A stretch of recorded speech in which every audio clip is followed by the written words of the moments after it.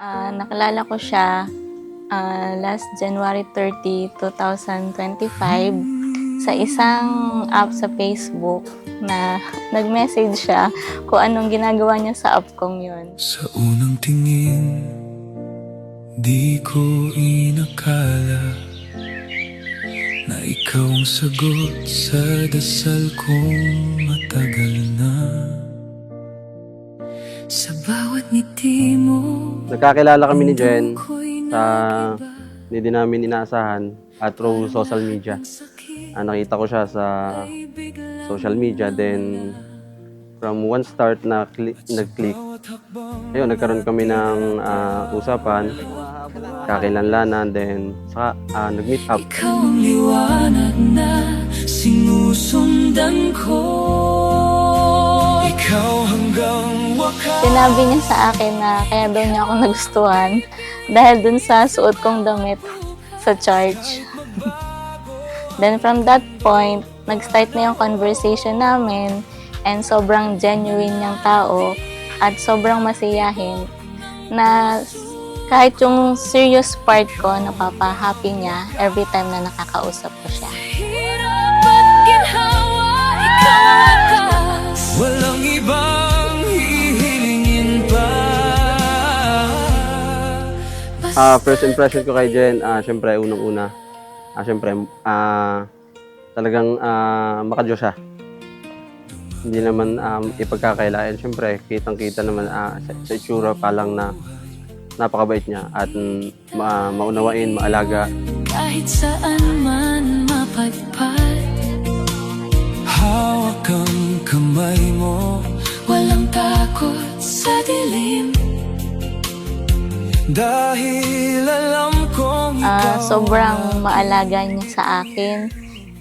Like every time na uuwi ako sa bahay, mini-make sure niya na nasa bahay ako, na nakarating ako ng safe. Tapos kahit busy siya sa work, kasi yung work niya is more on kailangan nagre-required ng time kasi sa CBRM siya nagwo-work sa mga disaster. So kahit 24 hours siyang naka-duty, lalabas at lalabas siya sa work just to check on me, kung safe ba ako, kung okay ba ako. And sobrang maasikaso niya sa akin na pinagluluto niya ako kahit sobrang pagod pa niya. ikaw hanggang wakas. We've come a long way and we have so much further to go. I'll be right beside you every step of the way. I love you! There is no gauge yet invented to measure how much a man or a woman should love one another. Sapat na na nagmamahalan kayo at yun ang gusto kong marinig nyo na sagot mula sa inyo. Dahil walang karapatang magpakasal ang mga taong hindi nagmamahalan. So whatever kind of love that you have with you today, baon-baon ninyo yan sa araw-araw ninyong buhay. Hand in hand, we take this vow. It was January 30 when we first had our conversation. And I never think that from one hello online, our story has begun. You captured my heart with simplicity of who you are. No pretension, just to impress me, but the real side of who you are. Through the sunshine and the rain, through every laughter and every pain, our hearts will guide us strong and true. Gusto ko lang mag-thank you kasi unang-una, syempre sila yung mother at saka father ko. And simula ay sila na yung gumabay sa akin hanggang sa ngayon na magkakaroon na ako ng sariling pamilya ay kasama ko pa rin. Kaya sobrang thank you. Our journey together has begun. Every dream we hold inside, every moment you're by my side. To my husband, Be, as we take step on this new chapter, we will travel this journey together. Today, now and forever, I love you always and in always. Hand in hand we'll always stay. Every sunrise. Jeneline, Be, sa harap ng Diyos at ng ating mga mahal sa buhay, buong puso kong ibinibigay ang aking sarili sa iyo bilang iyong kabiyak at makakasama habang buhay. 1 taon mula nang makilala kita, madaming nagbago sa akin. Binigyan mo ng bagong kulay, direksyon, at mas malalim na kahulugan ang bawat araw ko. Ikaw ang aking naging sandigan sa oras ng aking pangangailangan. Ikaw ang aking naging kalakasan. Dati akala ko ang tahanan ay isang lugar lamang. Nagkamali pala ako. Ikaw pala ang aking tahanan.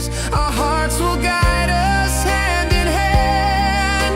Together we'll always stand. Maging matatag sa lahat ng magiging pagsubok sa buhay at magmahalin palagi. Inay, thank you so much po dahil lagi kayo nandyan para sa akin.